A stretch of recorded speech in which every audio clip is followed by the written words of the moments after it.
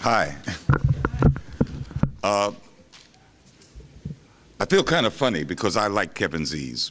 And Kevin Z's is the reason we're having this, this meeting this morning. I think that essentially what we're being asked to do here is to make nice with what is essentially a racist movement.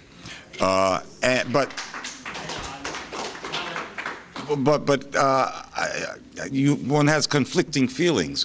It was more than 40 years ago that black folks in the movement, not all but some, asked white people to go forth among other white people and try to civilize them. And that should be a part of that mission, not doing missionary work with black folks, but civilizing their own folks. And although it was a very painful period then, it basically became a consensus and a settled deal. So how can I stand up here and tell Kevin Zeese that he should not be going forth and civilizing his people? That's difficult for me to do, and of course I can't do it.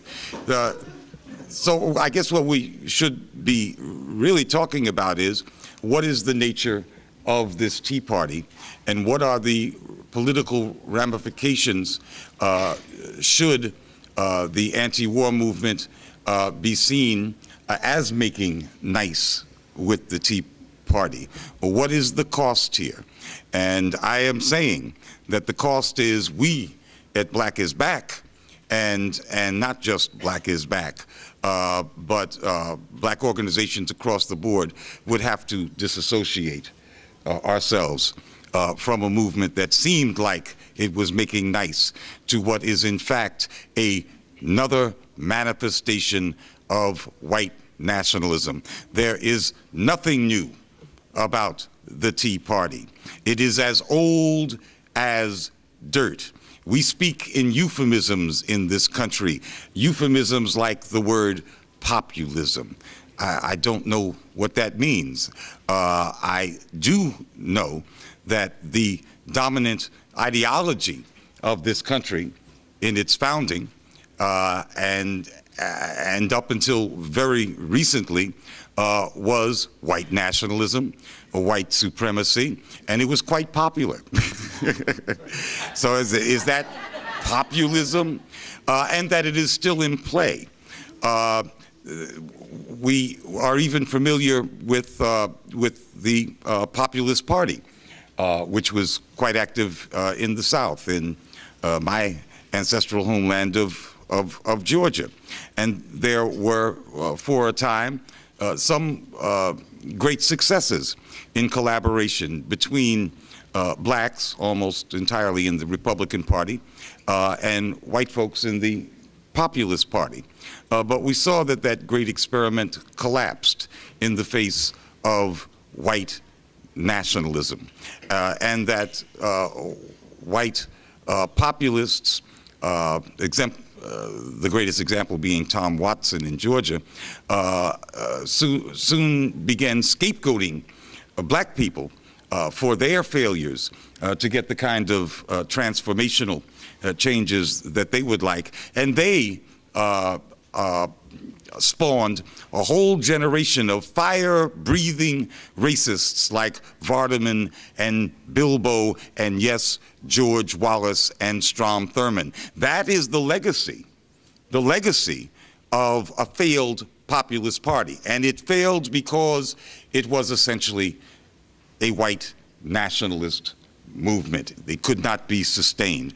So we have this in our history.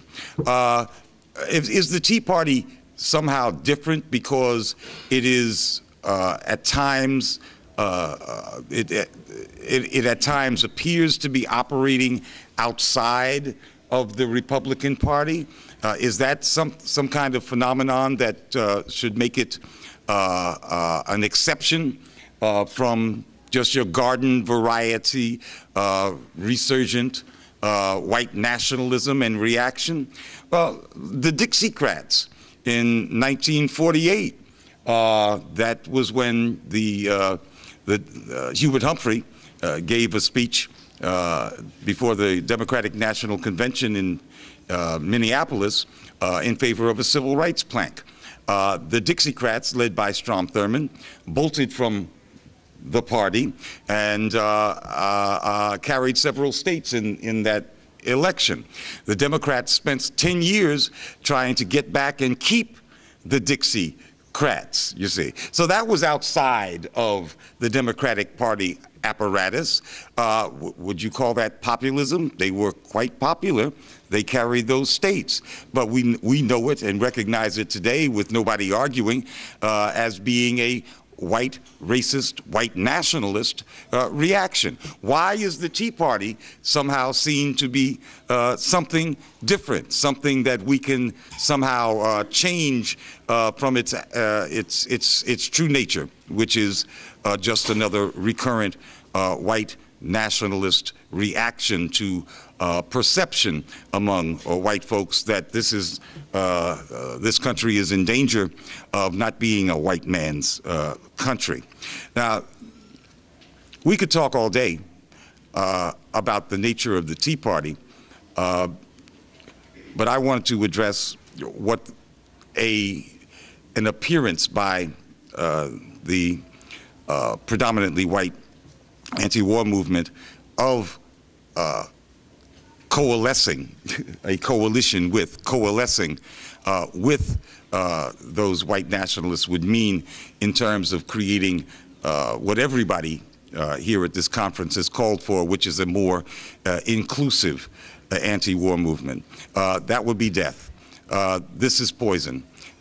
You would be writing off Black America, playing into the hands of the more right-wing tendencies in Black America, the tendencies that want to rally around President Obama in opposition to the Tea Party, and would brand those of us on the left as collaborators with what every black person knows is the enemy, that same old as dirt enemy in the Tea Party. So this is a suicidal kind of venture. We could talk, as I said, all day, going back in history about the different clothes that white nationalism puts on as it rears its head.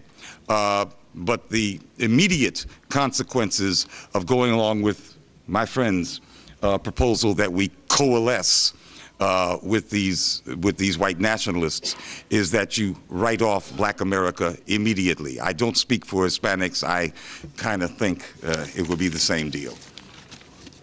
Thank you.